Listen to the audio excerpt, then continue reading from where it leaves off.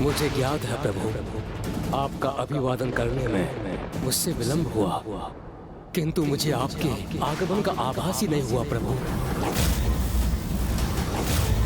इस भूल के लिए आप जो भी दंड मुझे देना चाहें, मुझे सहर्ष स्वीकार है।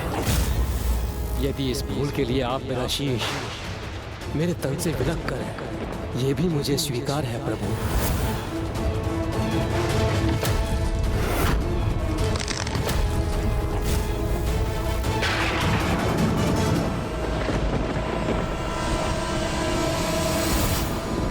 देखिए देवी पार्वती, प्रभु महादेव के क्रोधांश और स्वामी के शीतल अंश एक दूसरे के सम्मुख है।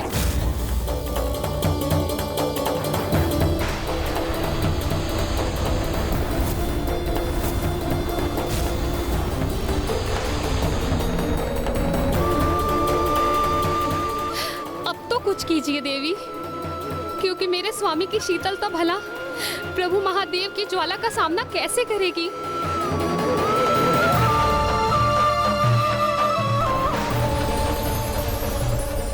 अति किसी की भी हो, वो कभी भी उचित नहीं होती। इसीलिए शीतलता और क्रोध दोनों का ही उनके चरम पर होना सर्वथा अनर्थकारी प्रमाणित होता है और इन दोनों में संतुलन स्थापित करना अनिवार्य है। और संतुलन तो भ्राता श्री हरि नारायण का ही स्वभाव है, और भ्राता नारायण ही प्रभु महादेव का क्रोध शांत कर सकते हैं। भ्राता नारायण प्रभु महादेव का क्रोध शांत कर सकते हैं।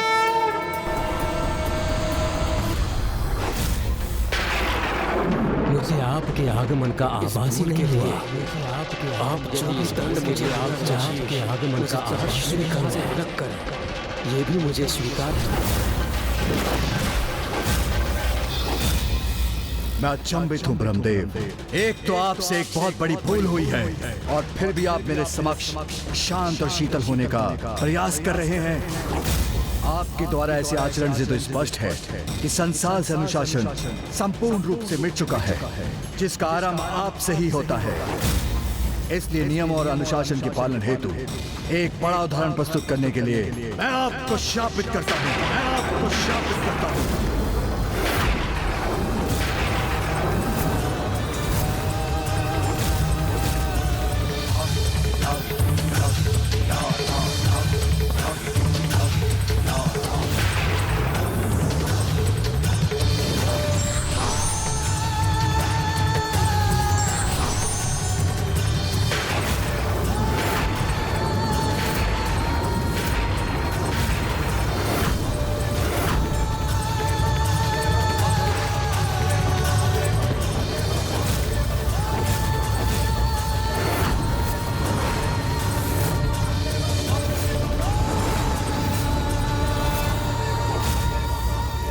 रुकिए महादेव।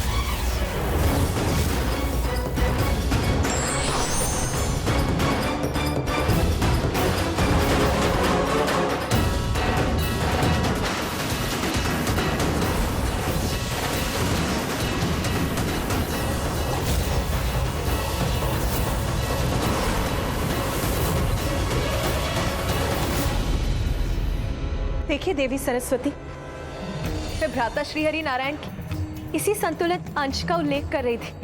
देखिए देवी, किस प्रकार इस अंश के उत्पन्न होते हैं। महादेव के क्रोधांश से ब्रह्मदेव की शीतलता का बचाव हो गया है,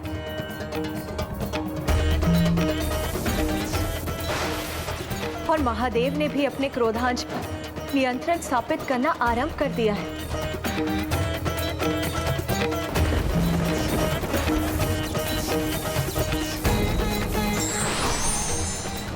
स्थिति में हस्तक्षेप करने के लिए मैं क्षमा चाहता हूं महादेव,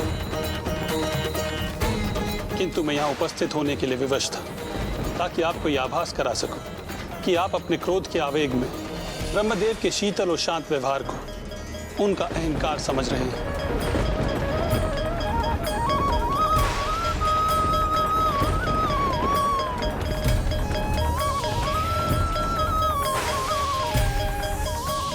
क्षमा कीजिए ब्रह्मदेव, किंतु मैं आपका भी ध्यान इस ओर इंगित करना चाहता हूं कि आपके शांत और शीतल स्वभाव से ऐसा प्रतीत होता है कि इस पूर्ण घटनाक्रम से आपको कोई प्रभाव ही नहीं पड़ा।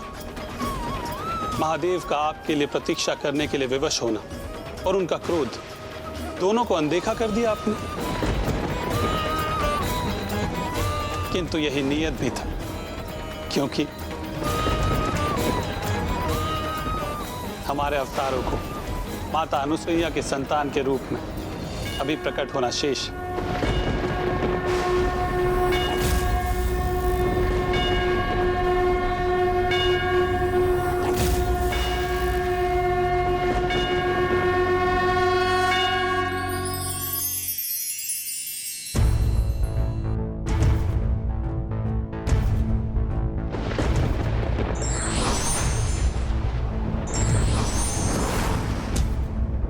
मुझे विश्वास है कि आपको भी माता अनुसुईया की ममता का अनुभव अवश्य स्मरण होगा, जिसे हम पुनः प्राप्त करने जा रहे हैं।